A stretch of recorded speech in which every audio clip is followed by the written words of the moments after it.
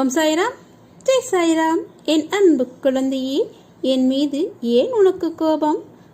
முதலாக நான் உன்னை பிடித்து இழுத்து என்னை வெளிப்படுத்திய போது நிறைய கொடுப்பதை போல இருந்தது. இப்போது உன்னை நைசாக கூப்பிட்டு உன்னிடமிருந்து எல்லாவற்றையும் பறித்து கொண்டதாக பதற்றப்படுகிறாய். நான் பறிக்காவிட்டால் வேறு யாராவது பறித்து கொண்டிருப்பார்கள். நான் பறித்ததால் உன் வாழ்நாள் முழுவதும் அதை போல பல மடங்கு திருப்பி கொடுப்பேன். கர்ம விளைவாக அதை வேறு வழியில் அதை நீ இழந்திருந்தால் திரும்ப வருமா? யோசித்துப்பார். இன்றைக்கு நீ அனுபவிக்கும் கஷ்டம் அனைத்தும் உனது கர்ம பலன்கள் என்பதை தெரிந்து கொள். அப்படி இருந்தாலும் இன்பம் வருகிறதே, அது எப்படி என்று யோசித்துப்பார். துன்பத்திலும் நீ அனுபவிக்கும் அத்தனை இன்பங்களுக்கும் எனது அருளால் வந்தவை என்பதை உணர்ந்து கொள். நீ அமைதியாக இரு. என் பெயரை சதா காலமும் உச்சரித்துக் கொண்டிரு. உனக்கு தேவையானதை நான் செய்வேன்.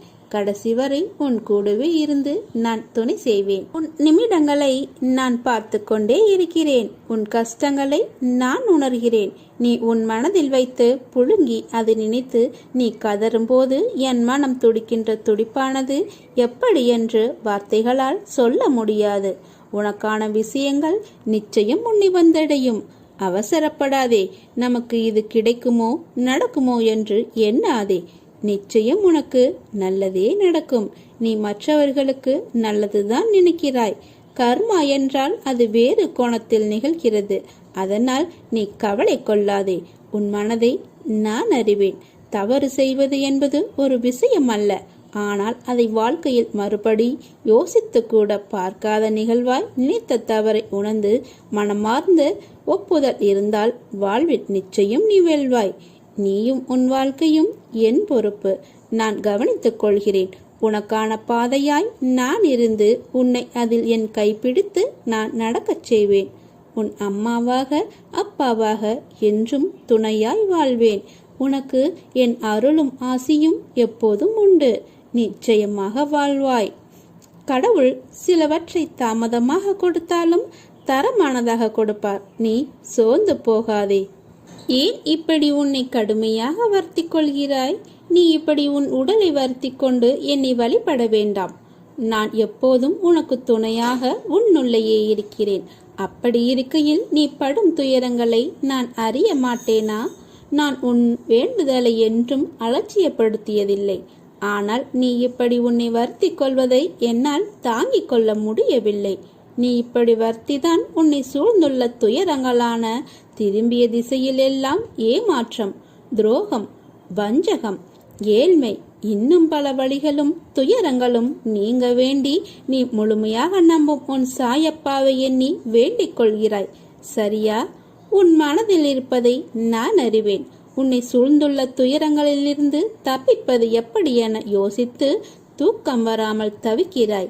உன்னை எல்லோரும் அவமானப்படுத்துவது போலவும் கைவிட்டது போலவும் எல்லாமே இருந்தும் எதுவுமே இல்லாதது போலவும் எல்லோரும் இருந்தும் அனாதை போலவும் இப்போது நீ உணர்கிறாய். குழந்தையே, அனைத்தையும் நான் அறிவேன். உனது மனம் எதிரே தெரிகிற சங்கடங்களை நினைத்து நம்பிக்கை இழக்கிற காலகட்டத்தில்தான் நீ இருக்கிறாய். உன் கரும வினைகளின்படி இது உனக்கு உண்மையான சோதனை காலம்தான். நான் இல்லை என்று கூறவில்லை. ஆனால் உன் கர்ம வினைகளை அழைத்து அதை உனக்கு சாதனை காலமாக மாற்றதான் நான் இங்கு போராடி கொண்டிருக்கிறேன். இன்னும் சிறிது காலத்திற்கு சங்கடங்களை சகித்துக்கொள். உன் நம்பிக்கை என்னும் சக்தியை ஒன்று திரட்டி உன் துயரங்களை கண்டு அஞ்சாமல் போராடு. இது நீ திடமான சிந்தையை தக்க வைத்துக் கொள்ள வேண்டிய காலகட்டம். இறை நாமத்தை நீ உச்சரித்துக் கொண்டே இரு. அது உன்னுடைய கர்ம வினைகளின் பிடியை தளர்த்தும். எந்த நேரத்திலும் கஷ்டத்திலும் நீ உன் மனதில் இருக்கும் நம்பிக்கையை இழக்காமல் இருப்பாயானால் உனது கர்ம வினைகளில் உள்ள தீய பலன்கள் பனி போல் உருகி கரைய வைத்துக் கொண்டு இருப்பதை நீ உணர்வாய். உனக்கான நல்ல வழியை நிச்சயமாக நான் உருவாக்குவேன். நீ நிம்மதியுடனும் சந்தோஷத்துடனும் வாழ்வாய். அதற்கு நான் பொறுப்பு. நீ என் பரிபூரண அருளும் ஆசியும் ஆசீர்வாதம் முழுமையும் பெற்ற என் செல்ல பிள்ளை. நீ உனக்கு எந்த தீங்கும் நேர நான் விடமாட்டேன். அப்பா நான் இருக்கிறேன். நல்லதே நடக்கும். ஓ குழந்தையே, என் பாதங்களை பிடித்து கொள்வதுதான் மேன்மையான லாபம் என்பதை அறியாமல் இப்போது உள்ள சூழ்நிலைகள் மீது கவனத்தை கொண்டு கடன், தடை, இழப்பு, கவலை, துக்கம் என மூழ்கி கிடந்தால் உனக்கு என்ன கிடைக்கும்? என் பாதங்களில் மிகுந்த சிரத்தை இருக்கும்போது மனதில் ஏன் இந்த கலக்கம்? அதை எடுத்து தூர ஏறி தைரியமாக எதையும் எதிர்கொள். வாழ்க்கையில் இப்போது உனக்கு தேவைப்படுவது தைரியம். இந்த தைரியத்தை மட்டும் நீ இழந்து விடாதே. நீ எதை அனுபவிக்க வேண்டுமோ அதை அனுபவித்துத்தான் ஆக வேண்டும். அதில் எந்த மாற்றமும் கிடையாது. ஆனால் நீ அனுபவிக்கும் முறையில் மாற்றம் இருக்கும். அதாவது உன்னை முன்னிறுத்தி நான் சூத்திரகாரியாக இருந்து நீ சுமக்க வேண்டியதை நான் சுமப்பேன். பள்ளிக்கூடத்தில் தேர்ச்சி பெறுவதற்காக தேர்வு வைப்பார்கள். கேள்வி மட்டும் கொடுத்து விடை எழுத வைப்பார்கள். இதுதான் சோதனை. கூடவே விடையையும் எழுத உனக்கு நோட்டு புத்தகத்தையும் வைத்தால் தேர்வு சுலபமாகிவிடும் அல்லவா? இந்த புத்தகத்தை தருகிற செயலை நான் செய்கிறேன். உனக்கு வைத்துள்ள சோதனைகளை நான் சுலபமாக்குகிறேன். தைரியமாக வா.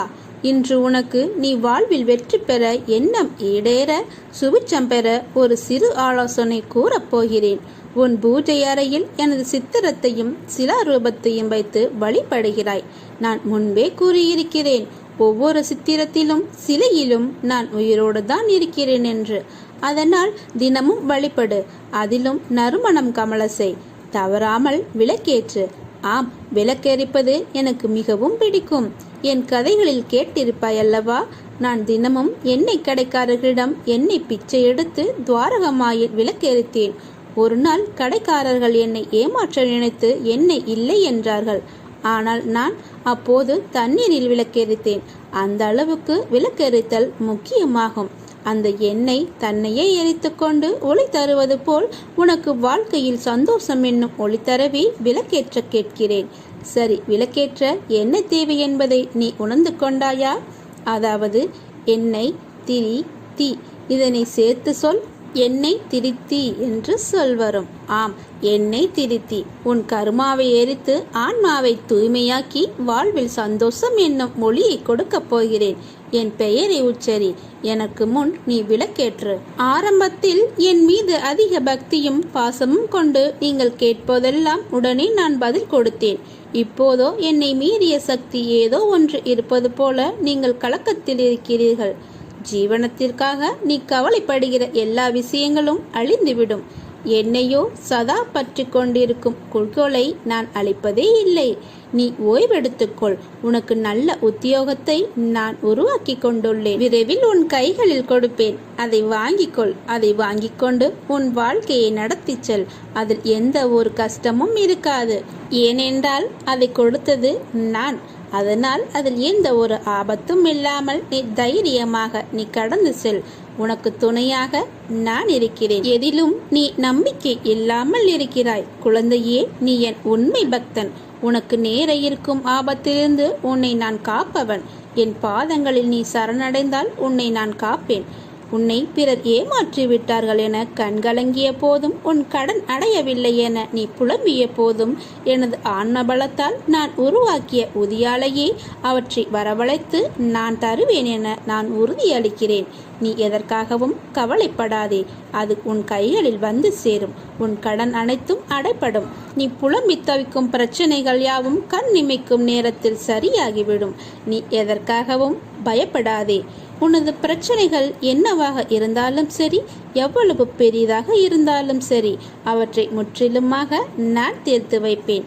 உன் கவலைகளையெல்லாம் தூக்கி ஏறி வாழ்க்கையை நம்பிக்கையோடு எடுத்து நில்.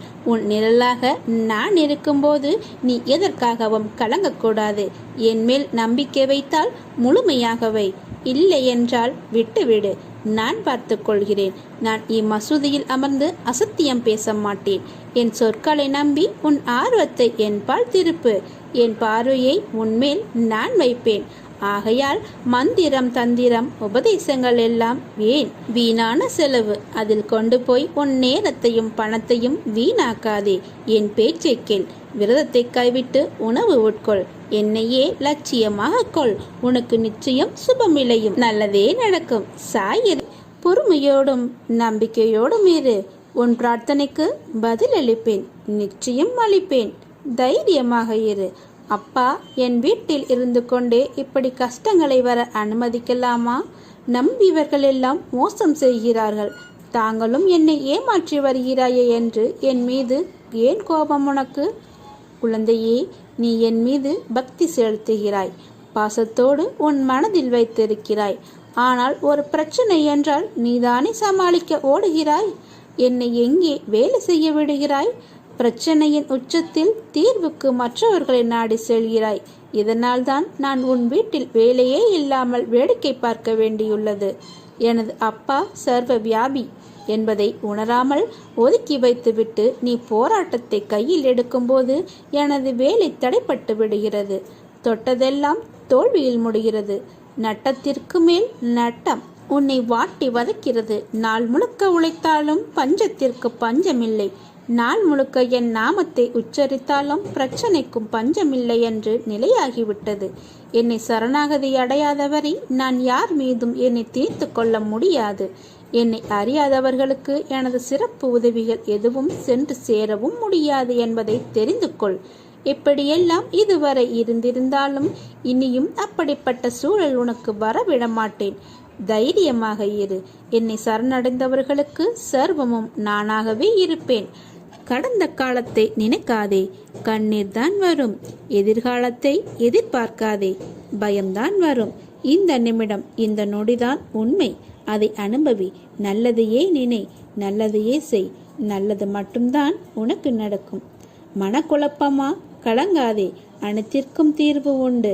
எவ்வளவு வேலை இருந்தாலும் கொஞ்சம் தியான பயிற்சியை பண்ண. ஒருபோதும் மனசளிப்பு அடையாதீர்கள். உங்கள் பிரச்சனைக்கு தீர்வு காண தூங்க போகும் முன் சற்று அமைதியாக உட்கார்ந்து உங்கள் பார்வையை மேலே உயர்த்தி நெற்றி கண்ணை பார்த்தபடி இருங்கள், அல்லது கண்ணை மூட நெற்றி மையத்தை பாருங்கள். பிறகு உங்கள் பிரச்சனை எதுவோ அதை சொல்லுங்கள். பணம் வேற எந்த பிரச்சனையாக இருந்தாலும் சொல்லுங்கள். அதை பற்றி நீங்கள் கவலைப்பட வேண்டாம். கவனத்தை சிதற விடாமல் மீண்டும் மீண்டும் சொல்லிவிட்டு தூங்கிடுங்கள். அதற்கு விடை உங்கள் கனவு மூலமாக நிச்சயம் காட்டுவார். காலையில் எழுந்ததும் உங்கள் கனவை நினைவுபடுத்தி அதன்படி நீங்கள் செயல்படுங்கள். ஆரம்பத்தில் கனவு வர 2-1 நாள் ஆகும். பயிற்சி பண்ண பண்ண எளிதில் பலன் கிடைக்கும். ஒரு நாளைக்கு ஒரு கோரிக்கை மட்டும் வையுங்கள். அதற்கான விடை கிடைத்ததும் அடுத்ததுக்கு செல்லுங்கள். வாழ்வில் எதையெல்லாம் நிரந்தரம் என நீ நினைத்து கொண்டிருந்தாயோ அதையெல்லாம் நிதர்சனம் இல்லாத பொய்கள் என்பதை புரிந்து கொள்ளவே சோதனைகள் தரப்பட்டன. யாரை நம்பி உன் உடைமைகளை ஜாமீனி கொடுத்தாய்? அவர்கள் உண்மை இல்லாதவர்கள் என்பதை உணர்த்தவே பிரச்சனையில் உன்னை சிக்க வைக்க அனுமதித்தேன். அடுத்தவர்களால் உனக்கு ஒருபோதும் நன்மை இல்லை என்பதை உணர்த்தவே அவர்களின் சுயரூபத்தை உனக்கு வெளிப்படுத்தினேன். ஆனால் நீயோ வெகுளியாக இருந்து விட்டாய். உனது அன்பு குணத்தை, அப்பாவி தனத்தை அவர்கள் பயன்படுத்தி கொண்டார்கள். பொருளையும் நம்பிக்கையையும் நீ இழந்து விட்டாய். அவமானமும் பட்டாய். அந்த கெட்ட காலங்களை நினைத்து பார்க்க வேண்டாம். அவையெல்லாம் பஞ்சு மெத்தையில் உனக்காக வைக்கப்பட்ட பெரிய முட்களைப் போல குத்தி கொண்டிருந்தவை. இந்த காலங்கள் மாறிவிட்டன. இனி வருவதெல்லாம் உனக்கு வசந்த காலங்கள் தான். இதோ நான் உனது வலது கையை பிடித்து தூக்கி நிறுத்தினேன். இந்த உலகில் என்னை விட உனக்கு உண்மையான உறவுகள் யாரும் இல்லை என்பதை நீ புரிந்து கொள்ள வேண்டும் என்பதற்காகவே பொய்யான உறவுகளை உன்னிடமிருந்து விலக்கி வைத்தேன். என் குழந்தை ஆனந்தமாக இருக்க வேண்டும் என்பதற்காக. ஆனந்தமே பிரம்மம் என்பதை நீ உணர்ந்து கொள்வதற்காக செய்தேன். ஆனந்தம் மனம் மகிழ்ச்சியாக இருக்கும்போது அல்லவா வருகிறது? மன மகிழ்ச்சி எப்போது வருகிறது? உன் கோரிக்கைகள் அனைத்தும் நிறைவேறிய பிறகுதானே மகிழ்ச்சி வருகிறது. அதனால் உனது கோரிக்கைகளை எல்லாம் நிறைவேற்றி உன்னை ஆனந்தமாக வைத்துக் கொள்ளவே இவ்வளவு நேரம் நான் முயன்று கொண்டிருக்கிறேன். இனி உனக்கு எல்லாம் ஜெயமாக நடக்கும். நான் நடத்தி வைப்பேன். என்னை நம்பு. என்னை முழுமையாக நம்பு. என்னை விட்டு ஒருபோதும் நீ அகலக்கூடாது. என் தாமரை மலர்ந்தது போல உன் வாழ்வு மலரப் போகிறது. இனி வரும் காலம் உனக்கு ஜெயமாக இருக்கும். அப்பா நான் இருக்கிறேன். உன்னையும் உன் குடும்பத்தையும் பத்திரமாக பார்க்க வேண்டியது என் பொறுப்பு. நல்லதே நடக்கும். அனைத்தும் நன்மைக்கே என்பதை நீ தீர்க்கமாக நம்பு. அப்பா நான் இருக்கிறேன். நிழலாக நீ செல்லும் இடமெல்லாம் நான் வருவேன். எது வந்தாலும் எதிர்த்து நின்று போராடு. எதுவும் என்னை மீறி நடக்காது. அப்பா, உனக்காக நான் இருக்கிறேன். மற்றவர்களின் செயல்களை பற்றி சிந்திக்கும் போது, பிறரது செயல்களால் பாதிக்கப்பட்டு நீ கவலைப்பட்டு கண்ணீர் விடும்போதும் எனது மனம் மிகவும் வேதனைப்படுகிறது என்பதை நீ அறிவாயா? எனக்கு நீதான் முக்கியம். ஆகவே பிறரை விட உன்னிடமே நான் வலிய வந்து பேசுகிறேன். உன்னோடு நான் இருப்பதை பல முறை ஊர்ஜிதப்படுத்தியிருக்கிறேன். உன்னை என் இதயத்தில் வைத்து பாதுகாத்து கொண்டிருக்கிறேன். உன் ஒவ்வொரு வார்த்தையின் பொருளையும் என்னால் மட்டுமே புரிந்து கொள்ள முடியும். தேவையில்லாமல் உன்னை நீ வருத்தி கொள்ளாதே. நீ உன் வாழ்க்கையில் தத்தளித்து கொண்டிருக்கிறாய் என்பதை நான் அறிவேன். உன்னை எனது கரம் கொண்டு இறுக பிடித்து காப்பாற்றி கொண்டிருக்கிறேன். இன்னும் சில நாட்களில் அனைத்தும் மாறும். உனது எண்ணங்கள் அனைத்தும் நிறைவேறப் போகிறது. யாரும் இல்லையே, எல்லாம் தவறாக நடக்கிறதே, என்ன செய்வது என்று நினைக்காதே. உன் அப்பா சாய்பாபா நான் இருக்கிறேன். நிதானமாக யோசித்து செயல்படு. அவசரப்படாமல் பொறுமையாக இரு.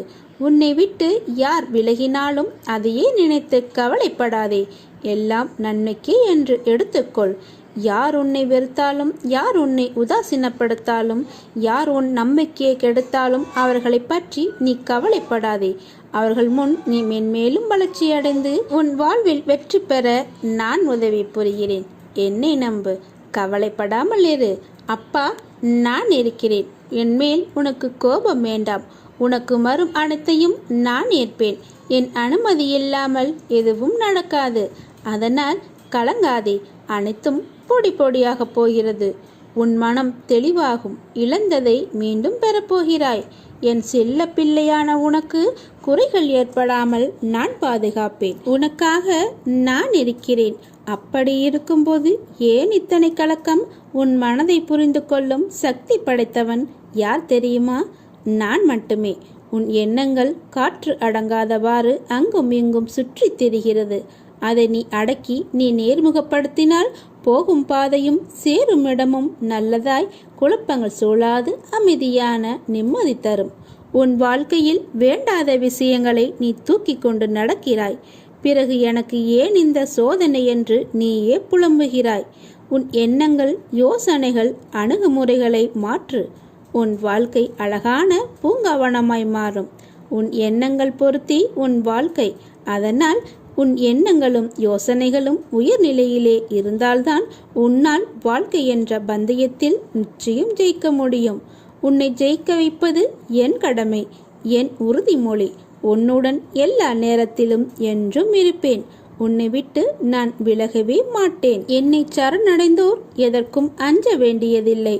உன் கஷ்டங்களை எல்லாம் ஒரு பூவிடம் கூறி என் பாதங்களில் வைத்துவிடு. என் பிள்ளையாகிய உன்னை அந்த கஷ்டங்களிலிருந்து மீட்டு கரை சேர்ப்பேன். இது என் சத்திய வாக்கு. எனது கண்களை நன்றாக உற்றுப்பார். உன் வழிகளை மௌனமாக குணப்படுத்தி உனக்கான நல்ல நேரத்தை உருவாக்கி கொண்டிருக்கிறேன். உன்னை ஏளனமாக பார்த்து நகைத்தவர்கள் முன்னிலையில் கொடியாய் நீ உயர்ந்து நிற்கப் போகிறாய்.